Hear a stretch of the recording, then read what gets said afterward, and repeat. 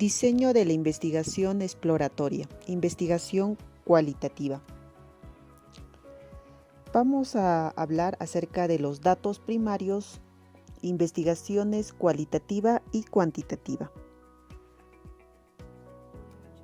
Por un lado tenemos la investigación cualitativa y por el otro lado tenemos la investigación cuantitativa. La investigación cualitativa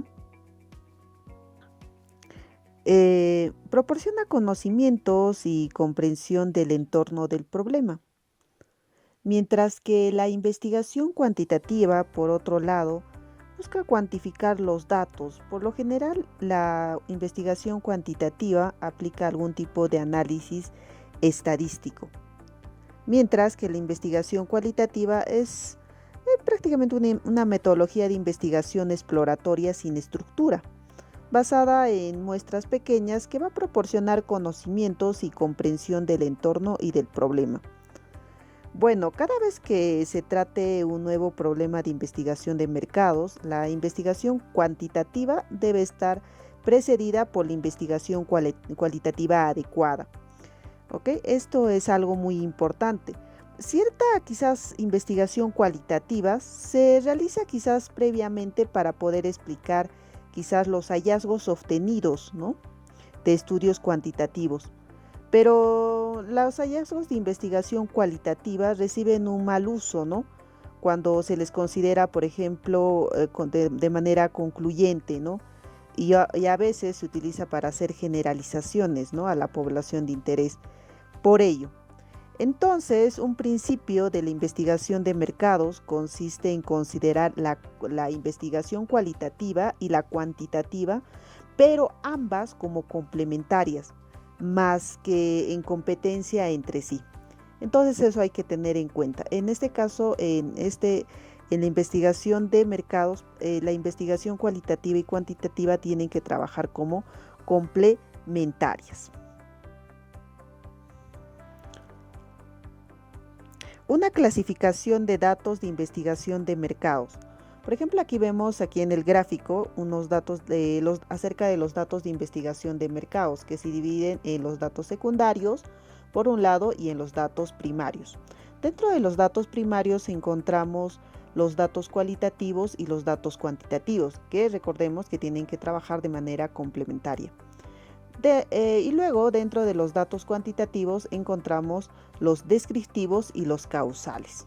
Dentro de los descriptivos encontramos los datos por encuesta y los datos por observación y otros. Y por el otro lado, los causales, los datos experimentales.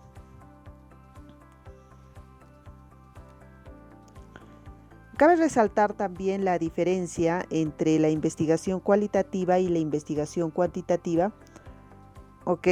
Por ejemplo, dentro del objetivo, ¿no? La investigación cualitativa, su objetivo es lograr un entendimiento cualitativo de las razones y motivaciones subyacentes. Pero por otro lado, la investigación cuantitativa, el objetivo es cuantificar los datos y generalizar los resultados de la muestra a la población de interés. Con respecto a la muestra, la investigación cualitativa presenta un número pequeño de casos no representativos, mientras que la investigación cuantitativa presenta un número grande de casos representativos. Ahora, con respecto a la recolección de datos, la investigación cualitativa es no estructurada. Les había indicado que una metodología no estructurada, mientras que la investigación cuantitativa es una metodología estructurada. Con respecto al análisis de datos, la investigación cualitativa es no estadística, mientras que la investigación cuantitativa es sí estadística. Y por último tenemos los resultados, ¿no? En la investigación cualitativa es establecer una comprensión inicial y en la investigación cuantitativa es recomendar un curso de acción final.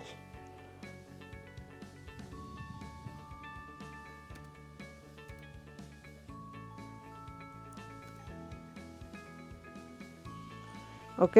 Hablemos acerca de una clasificación de los procedimientos de investigación cualitativa. Tenemos dentro de la clasificación de los procedimientos de la investigación cualitativa, por un lado tenemos un enfoque directo que no se oculta, ¿no? Sino que se informa a los sujetos o es evidente tal vez para ellos por las preguntas que les plantea, ¿no? Pues tenemos ahí las sesiones de grupo y las entrevistas en profundidad, que son las principales técnicas directas, ¿no? Que podemos ver tal vez en este esquema también, ¿no? ¿Ok? Este enfoque directo no se oculta. Presentan las sesiones de grupo y las entrevistas en profundidad. Ahora, con respecto al enfoque indirecto, por el otro lado, ¿no?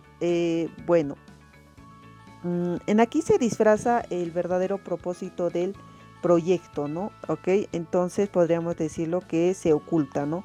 Aquí tenemos las técnicas proyectistas, ¿ok? Que generalmente se utilizan como técnicas indirectas, ¿no? Incluyen estos la asociación, la complementación, la construcción y la expresión, ¿ok? Dentro de sus técnicas.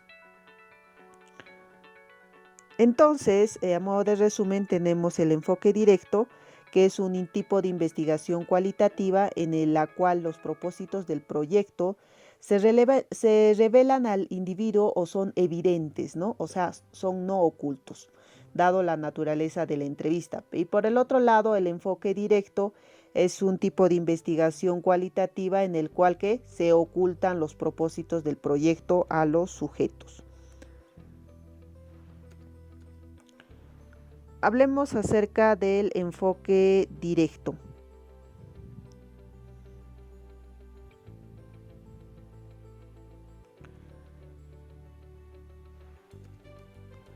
En el enfoque directo tenemos las entrevistas mediante sesiones de grupo. Y bueno, dentro de las entrevistas mediante sesiones de grupo, tenemos las sesiones de grupo, ¿no? ¿Ok? Una sesión de grupo de enfoque.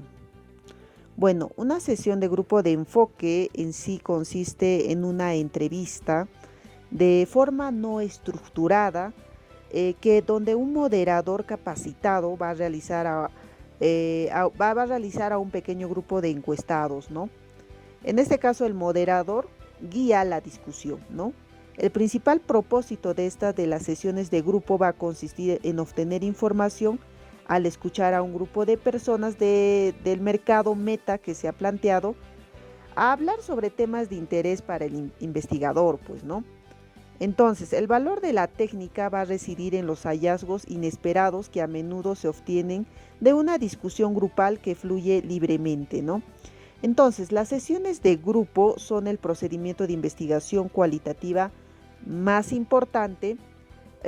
Son tan populares o famosos que muchos investigadores de mercado consideran que esta técnica es sinónimo de una investigación netamente cualitativa.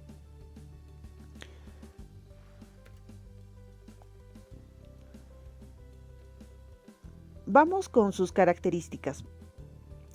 Dentro de las características de las sesiones de grupo, ¿ok? Se muestran a continuación, ¿ok? Entonces, si vemos de la primera parte con respecto al tamaño de grupo, una sesión de grupo generalmente incluye de 8 a 12 integrantes. Los grupos con menos de 8 miembros, o 8 integrantes, menos de 8 integrantes, tienen en cierta forma pocas probabilidades de producir quizás esa dinámica de grupo, ¿no? Que es necesariamente para la aplicación. De la misma manera, si hablamos de los grupos con más de 12 miembros, suelen ser demasiado numerosos y pues no producen pues una discusión quizás cohesiva y natural, ¿no? Ahora, con respecto a la composición del grupo, una sesión de grupo debe ser homogénea, ¿no?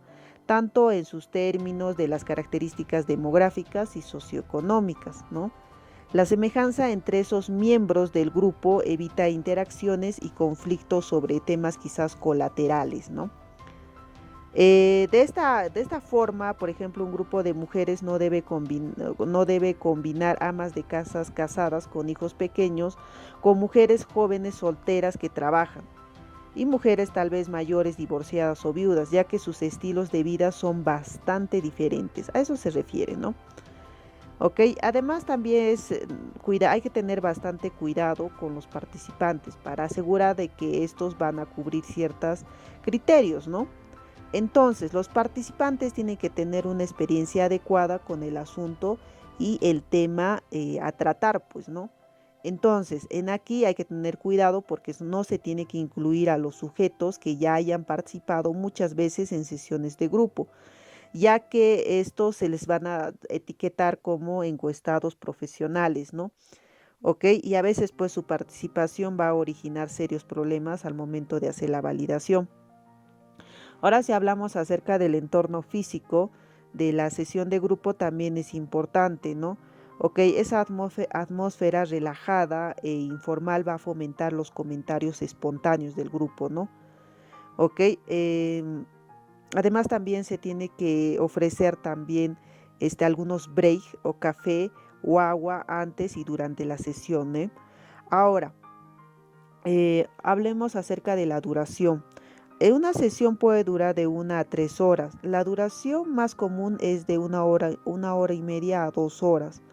¿Ok? Este periodo va a ser necesario para poder establecer una relación más cordial con tus participantes y explorar con profundidad sus creencias, sus sentimientos, sus ideas, quizás esas actitudes y los conocimientos, ¿no? En cuanto sobre todo a los temas de interés. ¿Ok? Las sesiones de grupo siempre se van a registrar a menudo, ¿no? En cintas de video, ¿no? Para que ustedes luego puedan observar, puedan hacer alguna transcripción, ¿no? O tal vez puedan hacer algún tipo de análisis. Es necesario que siempre lo tengan dentro de una cinta de audio. Eso también va a ser parte también de su evidencia, ¿ya? Entonces, bueno, si hablamos acerca de las filmaciones en video, tiene quizás la ventaja de que pueda registrar quizás las expresiones faciales y los movimientos corporales, ¿no? Aunque quizás incrementan los costos de manera importante, porque, por ejemplo, los clientes observan la sesión desde una habitación, ¿no? A través de una ventana de una sola vista, ¿no? Ok, bueno. Ahora, y bueno, luego finalmente tenemos en cuanto al moderador, ¿no? En este caso, el moderador, o sea, tiene que establecer una relación bastante cordial con los participantes, ¿no? Lograr pues que haya esa discusión e incite a los participantes a brindar los conocimientos requeridos que se necesita. Moderador tiene que tener un papel fundamental dentro del análisis y sobre todo en la interpretación de los datos, ¿no? Por lo tanto, tiene que ser una persona hábil, con experiencia y conocimiento sobre el tema de la discusión, ¿no? También tiene que entender sobre todo la dinámica de los grupos, ¿no? ¿Ok? Entonces, todas estas habilidades que va a tener el moderador, ¿ok? Va a ayudar bastante en cuanto a la investigación. Ahora vamos a hablar acerca del procedimiento para planear y conducir sesiones de grupo, ¿no? Bien, para ello primero se tiene que determinar los objetivos del proyecto de investigación de mercados y tienes que definir el problema, algo que estamos continuamente repitiendo, ¿no? Definir el problema.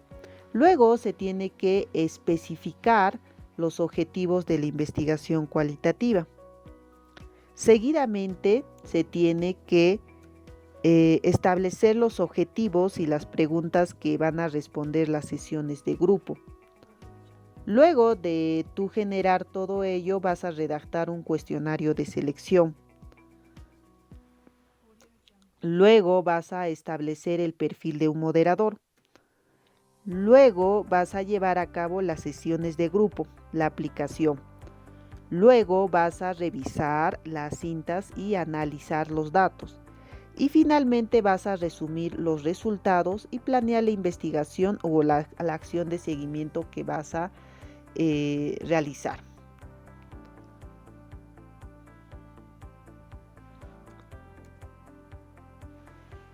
Ahora vamos a hablar acerca de las entrevistas en profundidad. Bien, dentro de las entrevistas en profundidad, ¿ok? Debemos tener en cuenta que es una entrevista en profundidad, ¿ok? Muy bien. Una entrevista en profundidad es una entrevista no estructurada, directa y sobre todo personal, ¿ok? En el cual un entrevistador, ¿ok? Quien tiene que estar altamente capacitado, va a interrogar a un solo encuestado, ¿ok? Con el fin de que de descubrir quizás las motivaciones que tiene, ¿no? Sus creencias, las actitudes y los sentimientos subyacentes que tiene con respecto a un tema, ¿ok? Entonces, estas entrevistas en profundidad son otro método para obtener datos cualitativos. Primero,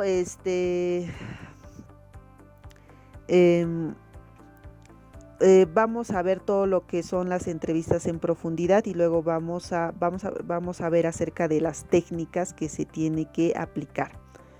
¿Ok? Muy bien. Entonces, como les decía, las entrevistas en profundidad es un método para obtener datos cualitativos. Y tenemos tres técnicas, ¿no? ¿Ok? Tenemos en cuanto al escalonamiento, ¿ok? En cuanto a las preguntas con tema oculto y el análisis simbólico, ¿no? Pero es preciso resaltar un poquito antes de esto en cuanto a las entrevistas en profundidad. Mira, por ejemplo, las entrevistas en profundidad, a comparación que lo que hemos visto en las sesiones de grupo, las entrevistas en profundidad son una forma no estructurada y directa para obtener información, ¿no? Pero quizás a diferencia que hemos visto en las sesiones de grupo, ¿ok? Estas entrevistas en profundidad se van a realizar de forma netamente individualizada, ¿no? Esta entrevista en profundidad va a ser pues una entrevista no estructurada, directa y personal, ¿no? En la que un entrevistador va a interrogar a una persona con la finalidad de indagar sus motivaciones de creencias, actitudes, ¿no? Entonces, esta entrevista en profundidad puede durar por lo menos 30 minutos a más de una hora, ¿no? ¿Ok? A eso se refiere. Esto sería una de las principales características que tiene esta entrevista en profundidad. Ahora, dentro de las técnicas de la entrevista en profundidad, como les había mencionado, encontramos el escalonamiento, ¿no? Ok, en el caso del escalonamiento es una técnica para realizar entrevistas en profundidad, ¿no? En la cual un tipo de cuestionamiento va de las características del producto a las características del usuario. Ok, pues volvemos, ¿no? Por ejemplo, en el escalonamiento, el interrogatorio pasa de las características del producto a las características que tiene el usuario. Esta técnica de escalonamiento va a permitir pues al investigador llegar pues a la red de significados del consumidor, ¿ok? Este escalonamiento va a ofrecer pues por ejemplo una forma de indagar las profundas razones psicológicas y emocionales de los consumidores. Por eso dice pues que pasa de las características del producto a las características de los consumidores, ¿no? Porque al fin y al cabo eso es lo que va a afectar sus decisiones de compra, ¿no? Entonces, al determinar por qué una persona compra un producto, los investigadores van a desear saber algo más que la calidad o quizás del precio bajo.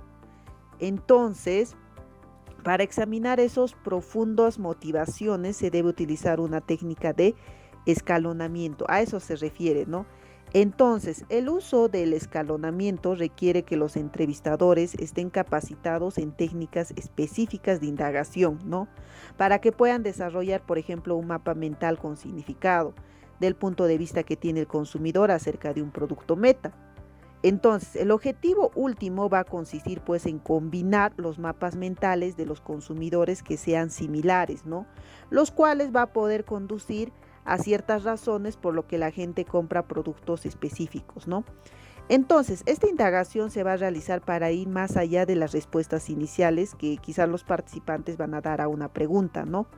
Por ejemplo, cuando se les va a preguntar por qué prefieren un producto, las primeras respuestas suelen relacionadas, por ejemplo, con un atributo. Entonces, algunos ejemplos de estas respuestas, por ejemplo, son quizás el color del producto, o el sabor, o el precio, el tamaño, o tal vez el nombre de la marca, ¿no? Entonces, cada atributo o consecuencia y valor de, de los motivadores, ¿no? Se van a localizar al subir por la escalera, por eso se llama escalonamiento. Y llegar, y mira, vas a utilizar esa técnica de escalonamiento hasta llegar a qué cosa, a las verdaderas razones de la compra de esos productos. Entonces, al utilizar, por ejemplo, preguntas de que, ¿por qué? ¿No? Después de las respuestas iniciales que tú vas a ofrecer, se va a obtener información mucho más útil para los mercadólogos, ¿no? Entonces, por ejemplo, ¿no? Supongamos hay una respuesta, ¿no? Por ejemplo, yo compro cosméticos Saison, ¿no? Porque es una buena marca y tal vez tenga un precio razonable, ¿no? Entonces, lo que tú puedes preguntar es, ¿por qué los cosméticos a precios razonables son importantes para usted, ¿no? Y bueno, le puede responder, por ejemplo, la persona, ¿no? Es que comprar un producto de calidad que no es muy caro me hace sentir confortable, me hace sentir cómoda, ¿no? Porque estoy gastando mi dinero de una manera inteligente. Entonces, como tú ves, estás obteniendo las verdaderas razones poco a poco cuando estás indagando más con este tipo de preguntas. ¿Ok? Vamos con las preguntas con tema oculto. Las preguntas con tema oculto es un tipo de entrevista en profundidad que va a intentar localizar aspectos personales sensibles relacionados con intereses profundamente arraigados. Bien, las preguntas con tema oculto no se van a enfocar en valores socialmente compartidos, sino más bien en puntos sensibles netamente personales. No tratan sobre estilos de vida generales, sino sobre las preocupaciones personales. A eso se refiere. Ahora hablemos acerca del análisis simbólico. El análisis simbólico es una técnica para realizar entrevistas en profundidad, en la cual se analiza el significado simbólico de los objetos al compararlos con sus opuestos, ¿no? Entonces, el análisis simbólico va a intentar analizar el significado simbólico de los objetos, al poder compararlos con ¿qué? Con sus opuestos, ¿no? Entonces, para saber lo que algo es, o sea, el investigador va a tratar de saber lo que no es, ¿no? Entonces, esos opuestos lógicos de un producto que se va a investigar son, por ejemplo, la falta del uso del producto. ¿Por qué no usa ese producto?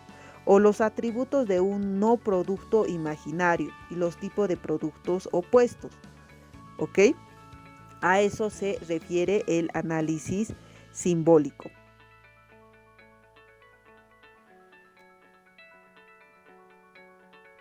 Ventajas y desventajas de las entrevistas en profundidad.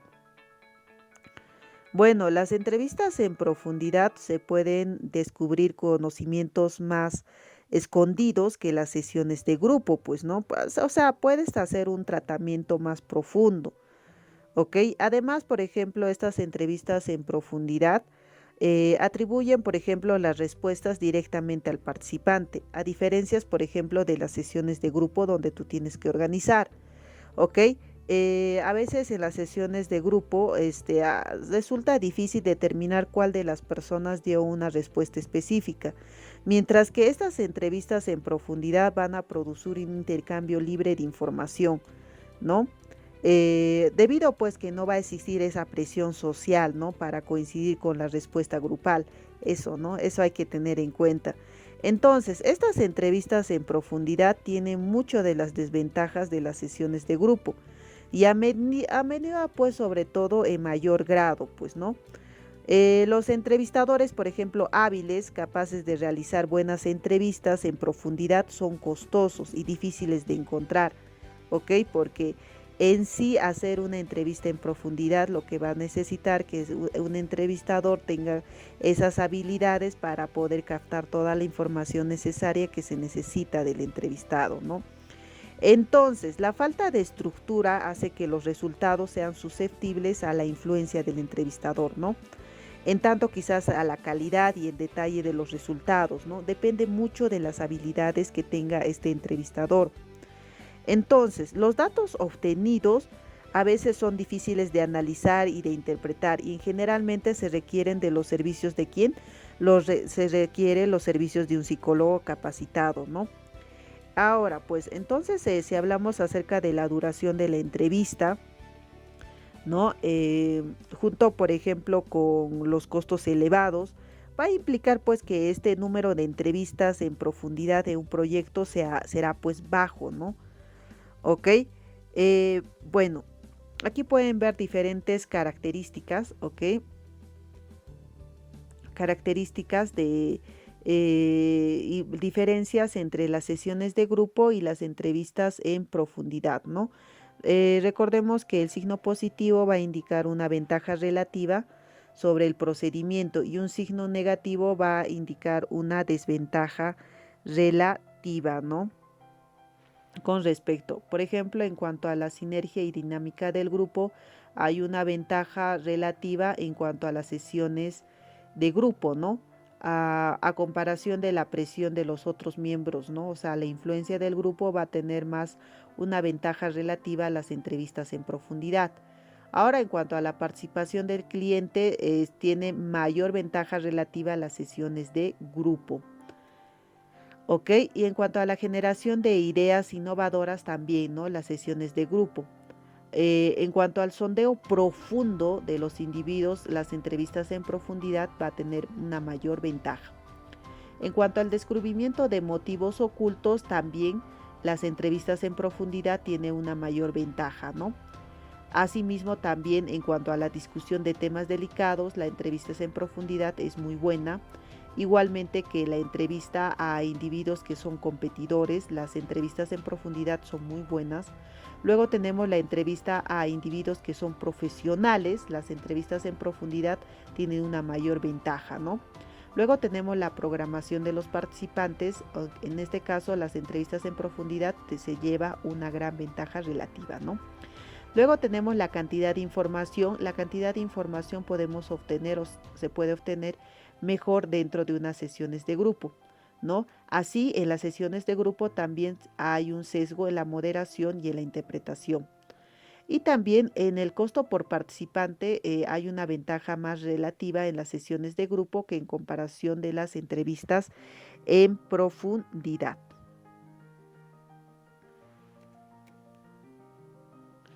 Aplicaciones de las entrevistas en profundidad. Bueno, como lo hemos visto en las sesiones de grupo, las entrevistas en profundidad se aplican principalmente en la investigación exploratoria, ¿no? Netamente para obtener conocimientos, ¿no? Pero a diferencia de las sesiones de grupos, las entrevistas en profundidad se utilizan con menos frecuencia en la investigación de mercado, ¿no? No obstante, por ejemplo, las entrevistas en profundidad se suelen utilizar de manera eficaz en situaciones problemáticas, ¿no? Que requieren, ¿no? Por ejemplo, ¿no? Un sondeo detallado del participante, por ejemplo, en la compra de un automóvil. Para ellos sí van a necesitar una entrevista en profundidad. O por ejemplo, en la discusión de temas confidenciales, quizás delicados o embarazosos. Por ejemplo, las finanzas personales, los pérdidas dentales, ¿no? Luego tenemos las situaciones donde hay normas sociales rígidas y los participantes podrían verse influidos fácilmente por las respuestas del grupo. Por ejemplo, tenemos las actitudes de los estudiantes universitarios hacia los deportes, ¿no? ¿Ok? Luego tenemos en cuanto al entendimiento cabal de conductas complicadas. Por ejemplo, tenemos las compras en tiendas departamentales. Luego también tenemos las entrevistas con profesionales, cuando nosotros hacemos investigación de mercados industriales.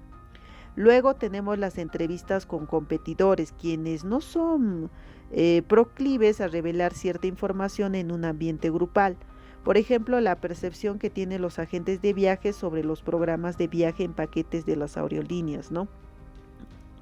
Luego tenemos séptimo, las situaciones en las que la experiencia de consumo del producto es de naturaleza sensorial, por lo que afecta el estado de ánimo y las emociones, por ejemplo, en la compra de perfumes o jabones de baño, ¿no? Entonces, para ello se necesita entrevistas en profundidad, a comparación de las sesiones de grupo. Ahora hablemos acerca de las técnicas proyectivas. Bueno, las técnicas proyectivas, ¿ok? Es una forma de preguntar no estructurada e indirecta que anima a los sujetos a proyectar sus motivaciones, creencias, actitudes o sentimientos subyacentes con respecto a los temas de interés. O sea, una técnica proyectiva va a ser una forma de cuestionamiento, ¿ok? No estructurada e indirecta, es indirecta, ¿no? Que va a poder animar, por ejemplo, a los participantes a proyectar sus motivaciones que tiene o sus creencias o las actitudes o los sentimientos con respecto a los temas de interés. En las técnicas proyectivas se pide pues a las personas que interpreten el comportamiento de las otras personas en vez pues de describir el comportamiento propio, ¿no? Van a tener que interpretar el comportamiento de otros. Entonces, al interpretar esa conducta de otros, las personas van a proyectar de manera indirecta sus propias motivaciones, sus propias creencias, sus propias actitudes o sentimientos, ¿no? Entonces, las actitudes de las personas se descubre al analizar sus respuestas ante estos escenarios. Definitivamente que son a veces vagos, ambiguos y sin estructura, ¿no? Entonces, cuanto más ambigua sea la situación, estos participantes van a proyectar más sus emociones, sus necesidades, sus motivos, sus actitudes, sus valores, ¿no? Tal como lo demuestra, por ejemplo, en el trabajo de una psicología clínica, ¿no? De donde provienen básicamente estas técnicas proyectivas, ¿no? Ok, entonces, igual que en psicología, estas técnicas se clasifican, ¿no? Ok, se clasifican como las de asociación, las de complementación, construcción y expresión, pues, ¿no? Entonces, tenemos, por ejemplo, las técnicas de asociación, ok, como la primera que se encuentra dentro de las técnicas proyectivas, ¿no? Bueno, las técnicas de asociación es un tipo de técnica proyectiva en el cual se presenta un estímulo al participante y se le pide que responda lo primero que se le va a venir pues a la mente, ¿no? ¿Ok? Bueno, en resumen, ¿no? Esta técnica de asociación se va a presentar como un estímulo a una persona y luego le va a pedir pues a esa persona que responda lo primero que se venga a la mente, ¿no? Entonces, para ello también es necesario hablar acerca de la asociación de palabras. Esta asociación de palabras es una técnica más conocida, ¿no? Y consiste en presentar pues al sujeto una lista de palabras, una a la vez, y luego pedirles que respondan a cada una con la primera palabra que se le va a venir pues a la mente. Las palabras, por ejemplo, de interés, llamadas palabras de prueba, se van a intercalar a lo largo de la lista, ¿no? La cual también puede consistir en algunas palabras neutrales o de relleno, ¿no? Para poder disfrazar quizás el propósito del estudio. Por ejemplo, en el estudio de la tienda departamental que nosotros habíamos hablado, algunas palabras de prueba serían, por ejemplo, cuál es la ubicación o el estacionamiento, ¿no? Otra palabra podría ser comprar o tal vez la calidad o el precio, ¿no? Del producto. Entonces, la respuesta pues que van a dar las personas a cada una de estas palabras que les acabo de mencionar se van a registrar de forma textual, ¿no? Y se va a tomar pues el tiempo de respuesta para identificar pues a cada uno de los participantes que dudan o que razonan su respuesta en cierta forma, pues, ¿no? Entonces, el entrevistador, ¿ok? Va a tener que registrar estas respuestas, ¿no? Esto va a controlar el tiempo necesario que el participante va a requerir para escribir su respuesta, ¿no?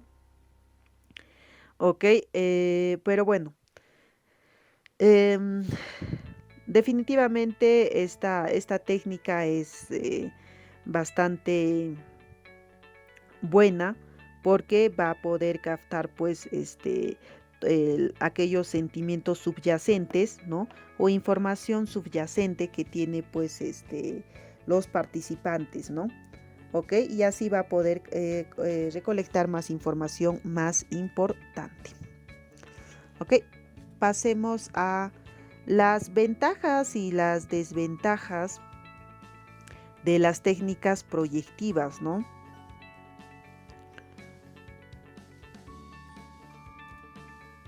Ok, pero recordemos que las técnicas proyectivas tienen una importante ventaja, ¿no? Sobre las técnicas directas no estructuradas. O sea, estamos hablando con respecto a las sesiones de grupo y las entrevistas en profundidad que ya hemos mencionado, pues, ¿no? Porque uno sería, pues pueden obtenerse las respuestas que los sujetos en sí no estarían dispuestos o serían incapaces de dar si conocieran los propósitos del estudio, ¿no? ¿Ok? A eso es una ventaja que en sí podría ser bastante, ¿no? En cuanto a las técnicas proyectivas, ¿ok? Bueno, porque por ejemplo cuando se hace un cuestionamiento directo, a veces pues los participantes suelen pues malinterpretar o confundir al investigador de manera intencional o no intencional, pues, ¿no? Entonces, estas técnicas proyectivas incrementarían pues la validez de las respuestas al ocultar pues el propósito, pues, ¿no? Entonces, esto ocurre especialmente cuando los temas que se abordan son personales o quizás delicados o cuando están sujetos pues a normas sociales rígidas, ¿no? Entonces, estas técnicas proyectivas también van a ser útiles cuando a un nivel pues subconsciente operan pues motivaciones, creencias y actitudes, ¿no? Ahora pues, pero también tiene sus desventajas, pues, ¿no? Tiene muchas desventajas las técnicas proyectivas, ¿no? A comparación de las técnicas directas no estructuradas, ¿no? Estas técnicas, usualmente esta técnica proyectiva, generalmente requiere de entrevistas personales con entrevistadores que sean altamente capacitados. Además, también se va a necesitar pues intérpretes hábiles para analizar las respuestas, ¿no? Por lo que esto puede ser costoso. Además, es muy probable que haya un sesgo de interpretación, ¿no? Con excepción, pues, de la asociación de palabras, ¿no? Todas las técnicas son abiertas, los cuales hace que el análisis y la interpretación sean difíciles y subjetivos, ¿no? En algunas técnicas proyectivas, como los juegos de roles, los participantes necesitan exhibir conductas poco comunes, ¿no? Entonces, a eso serían las ventajas y desventajas, ¿no? Ahora, hablemos acerca de las aplicaciones de las técnicas proyectivas. Bueno, las técnicas proyectivas se utilizan con menos frecuencia, ¿no? Que los métodos directos que hemos mencionado, las sesiones de grupo y las entrevistas en profundidad. O sea, hay una utilización con menos frecuencia, ¿no? Tal vez sea una excepción, sea la asociación de palabras, ¿no? Que se utiliza a menudo para probar nombres de marcas y en ocasiones para poder medir actitudes con respecto a los productos, las marcas, empaques o tal vez los anuncios, ¿no? Entonces, la utilidad de estas dichas técnicas va a aumentar cuando se cumplen ciertos lineamientos que vamos a ver a continuación. ¿Ok? Por ejemplo, las técnicas proyectivas se deberían utilizar cuando no sea posible obtener la información requerida de manera precisa usando los métodos directos. Ahora, las técnicas proyectivas se deberían utilizar en la investigación exploratoria para obtener conocimientos y entendimientos iniciales, ¿no? Y por último, dada su complejidad, estas técnicas proyectivas no se deben utilizar de forma indiscriminada. Entonces, lo mejor es comparar los hallazgos generados por las técnicas proyectivas con los hallazgos de las otras técnicas que te van a permitir tener una muestra más representativa, ¿no? Entonces, eso hay que tener en cuenta.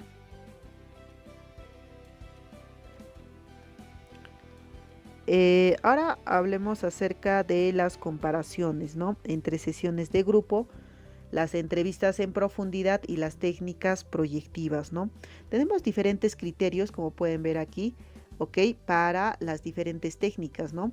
¿Ok? Sesiones de grupo, entrevistas en profundidad y técnicas proyectivas, ¿no? Tenemos desde el grado de estructura, el cuestionamiento individual de los participantes, el sesgo del moderador, el sesgo de interpretación, el descubrimiento de la información, el descubrimiento de la información innovadora, ¿no? El descubrimiento, también la obtención de la información delicada, ¿ok? Y la implicación del comportamiento, el cuestionamiento, ¿no? Y la utilidad en general. Pero bueno, como les había indicado, o sea, es mejor comparar los hallazgos que se genera de esta técnica proyectiva con los hallazgos que se pueda obtener de las demás otras técnicas, ¿no? ¿Ok? Para tener, por ejemplo, puedes tener una muestra más representativa.